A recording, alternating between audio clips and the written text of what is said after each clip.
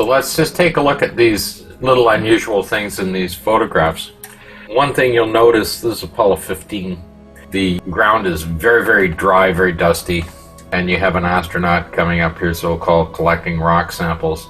As you can see, here are the tracks down here, rover sitting here where they drove along, but there's a track that goes straight down, just one tire track goes straight down in through into here. These guys were just messing around, just having fun with this rover. They came down right through there. They must have really piled through that and making this thing bounce a lot. So they get there, you can see that they've been walking around on here, disturbed all the soil so much that you can't even see those tracks. That's how dry it is. It just goes straight into here and disappears. You don't see any tracks past that just because of their footprints on there. And the same here. This is Apollo 15, so the rear fenders are still in place. Here it is sitting, you can hardly see anything, it's so dry. And then we come into a little different spot where they're right at the edge of Hadley Rille. This is Hadley Rille up here, and we'll zoom in a bit. There are no rover tracks anywhere to be seen here, none, because they've walked down to this rock. And you see it here, there's no rover tracks coming in or out. They've detached the scoop from the handle and it's just sitting on top of there. We can have a quick look at Hadley Rille. This is approximately 1.5 kilometers across and about 1,200 feet deep. If you were on the observation deck of the CN Tower, or if you were up on the Empire State Building, this should be the same view looking down into this. If that's 1.5 kilometers across, then why can we see those small rocks there? This is about the same distance if you pulled up a view of Meteor Crater. Hadley Rille is about twice the depth of Meteor Crater. Right, but I can't see any rocks in Meteor Crater that are that clear. No, but this is it all the way across. So if it's 1.5 kilometers across, you're already looking at probably 5-kilometer distance down here. And you can still see the detail. Even way down here, you can still see all of the stuff on the other side. Look at that hot spot. Oh, there's a hot spot here, right here behind his head all the time. Right here, here's an arm. There's a little crater right there, so the shadow kind of disappears, but that's the astronaut is standing right here.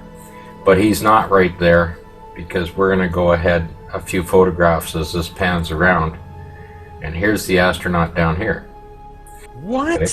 And he can't be in two places at one time. Here he is standing here. You can look at him here. He's right here, and yet there he is down there.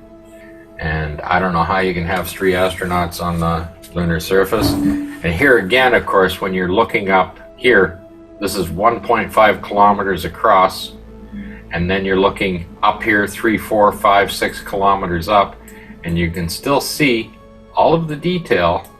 How deep is that? That's supposed to be 1,200 feet deep down to here. 1,200 feet deep? Are you kidding? Yeah. And this would be about 6, 7 kilometers up. That's 1.5 kilometers across from here to here. And the maps are out there showing that. All of the geological maps are out there to show the actual depth of this.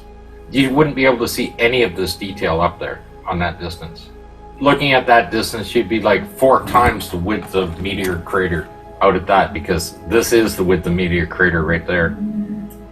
And once again, you can see all the smaller rocks inside of the trench. You're standing here, from here across to here is 1.5 kilometers. And the detail here is unbelievable. I mean, either a Hasselblad camera is just the most incredible piece of machinery that's ever put out there, that it can focus to here and zoom that in at the same time, all in one shot. And then we start to come across here, and here are the tire tracks of the rover. There are no tracks in front. We just went around and panned through. There are no other rover tracks anywhere in this panoramic scene that we're looking at. What is that by the tire? I don't know, but that is one unusual. It's got pieces of stuff sticking out of there. There's a post sticking out of there and a post sticking out of there. What? I think it's I don't know, it looks like a piece of metal equipment that comes down and bends across there. But it's not part of this little crater.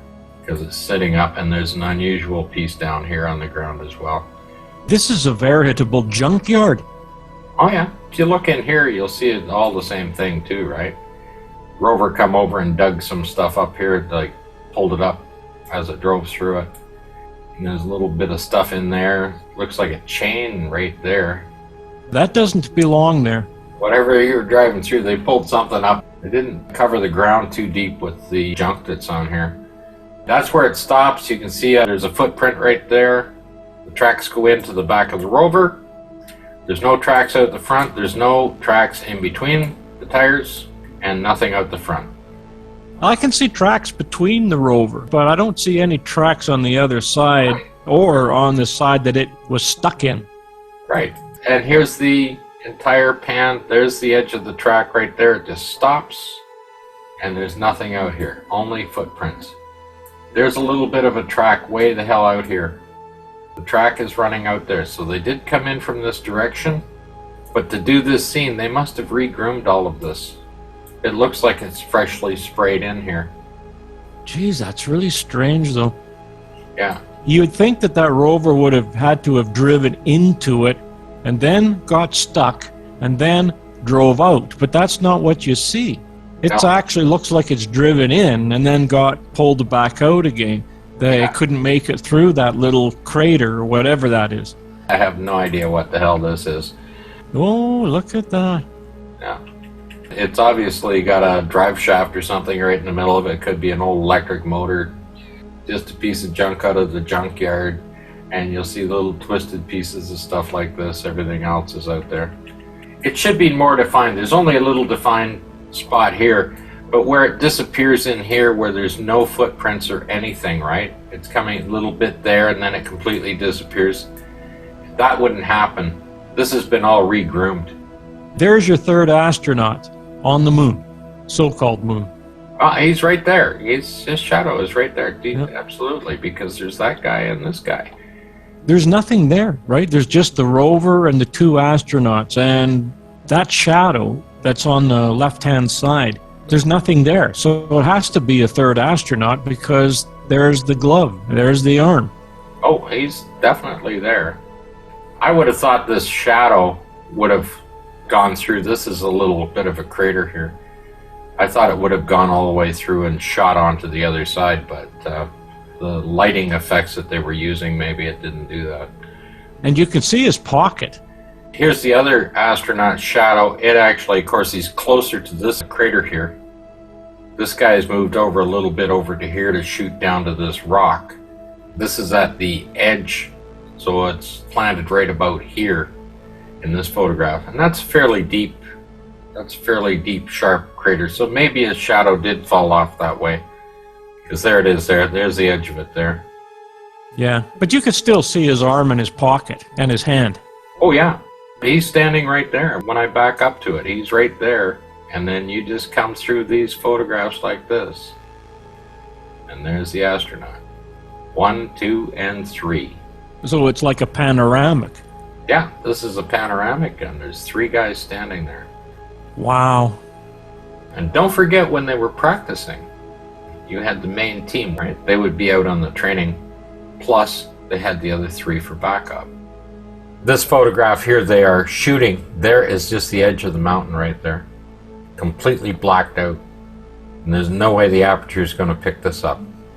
Then you go to the next one, and there's the only edge that's going up. Okay, you can see a bit of a hot spot here. It's not overexposed here. Like, look at these. Not overexposed, right? Completely blacked out. Then you get that. And that's right into the sunlight. They're pretty amazing cameras that you can have that right there and there. If he had opened the aperture at that point, then the satellite dish would have been overexposed, but it's not. Yeah, but this is still blacked out. It's a little bit more exposed, but I don't know how you could pull that up because you can't pull detail out of blackness. I don't care how you pull the exposure up. There's a reflection of a light over on the right-hand side again. Oh yeah, well you're right into it here. The lighting. And that's just way too big. But you see, even if you have here, see the crater down here? Yeah. This has been brought up. Why didn't this get brought up? See, it's black. These are black. These are black. How come they stayed black? The only thing that's come up is the mountain. Yeah. Amazing cameras. Too bad they don't make them this good today. This particular photograph here, the height of the LEM being about 24 feet high and about 32 feet across at the legs. Down here when the legs are open, of course. The rover is supposed to be 10 feet. 5 foot when it's folded, 10 feet total when it's sitting there. In a sitting position, his helmet is at a leg that is 12 feet high. It's on a bit of an angle, but the total leg is 12 feet high up to that platform. If you measure the distance between here and here, which is 10 feet, it comes down, it's almost 2 feet. It's more than twice the length of what it should be, the rover in here. If this is 32 feet across, it's actually more than that. It's probably about 24 feet long, this thing. If this is a photographic anomaly, showing that kind of a perspective on the thing, it is up just slightly higher on the elevation. It looks to be very close to the LEM, but if it is a lot closer to the camera, you could have this effect to make it look very large. What interests me is that he has his hand right at the top of that strut. Right, he's able to, in a seated position, appear to be able to reach the 12-foot high. I have looked at this LEM very, very closely. It is a full-scale version of it. It does not appear to be a miniature or a model. And this is the rover that is driven around, because we do have the sequence of it being driven around. These are the first EVA in Apollo 17. And none of the equipment, you see there's none of the equipment on the back, the cameras and the antenna is not there. And of course, again, if they're using the antenna, because there's no high gain antenna now on the LEM, and there's no high gain antenna deployed on the ground, and there's no high gain antenna deployed on the rover, how are they transferring this signal, any signal or communications? Because that high gain antenna has taken over all of the communications, and they need that high gain antenna to have color televisions and for all the communications. None of it is deployed at this point in time, and that's been the argument about whether Apollo 11 didn't have a high gain antenna, so 12 and 14 did, and then the rest of them don't, because the high gain antenna has been deployed on the rover. But if the rover isn't set up yet, what are they using? And there's no gap in communications or anything else during that entire length of time. So if the equipment's not set up, they shouldn't be able to communicate. And yet, here they are. Just another anomaly, not just the size and perspective of this particular photography that was being done here, but all of the other details. You can see the panels have been replaced from Apollo 16, and I covered that once before. These are the ones that are blown out. So this is not a miniature. That's a strange perspective. It is one of the most unusual perspectives I've ever seen, and I'm quite sure that a camera expert could reproduce that. How high is it from the ground to the door? Oh, you're at 12 foot off the ground. So that would mean that his head is at 12 feet. Your 12 foot is right in here. Oh, his head's almost at 12 feet. Yeah. Yeah, he could reach 12 feet sitting on the rover. It's pretty amazing. But like I said, that rover would be about 24 feet long in that photograph. Yeah, I could understand it if the rover was closer to the camera, but the rover is right next to the LEM. Well, it looks like he's reaching out to touch it. Yeah, that is part of the perspective. It looks like he's actually touching the back leg at the top, which is another part of the imaginary perspective out there, because he couldn't possibly do that. I would have to measure to see how far it is between the two legs at the top where the struts go into. The bottom is 32 feet across, so to fit inside the Saturn V rocket, right, I think they had to be under 24 feet in there for it to fit in. But he couldn't possibly be in front and reach back to the back legs, so that's where you're seeing that camera illusion happening. The whole physical size of him, I mean, his legs would have to be about 8 feet long just to sit in there on a rover that's 24 feet across. If he got out of that rover and stood up, the top of his helmet would be right at that porch, or maybe even a little higher. He'd be able to reach the retros. They're about 18 feet off the ground. There is really something strange going on here.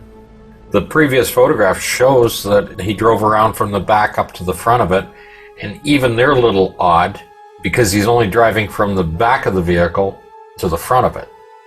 So if the tracks are there, well, that would mean Right. that he's driven it there. But here's the thing. Now you take this photograph, right? Now he looks like he's a little tiny guy. And people could say, oh, well, that's just a little tiny model, right? How did they make a model that's really tiny here? You can see that there is a bit of a raised elevation here. But as he comes around, I mean, he's only driving back 50 feet going through these photographs, right? This picture, he looks way bigger. And then you come backwards around. I don't know what kind of a zoom on the camera or anything else creates him to be tiny to up there to be incredibly large, but it's the most unusual pictures I've ever seen as far as perspective goes.